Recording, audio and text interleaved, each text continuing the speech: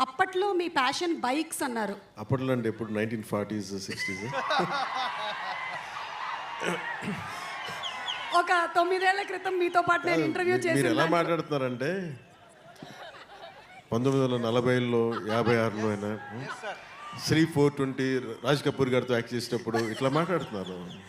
అంటే ఒక తిప్పి కొడితే ఎంత అండి, మొన్నేగా చేస్తా సినిమాలో. అదే ఒక 7 years బ్యాక్. నేను ఎస్వి రంగారావు గారు, కన్నమ్మ గారు అందరూ కూర్చున్నప్పుడు కాదండి, ఎన్టీ రామారావు గారు నేను కలిసి అట్లా కాదు. ఇది చాలు మాకు, ఇది చాలా చాలు, చెప్పండి. ఇది చాలు. ఇప్పుడు మీ ప్యాషన్ ఏంటో చెప్పండి. ప్యాషన్ అంటే అంటే- దేనికి సంబంధించి? అంటే those days you said that your passion was bikes.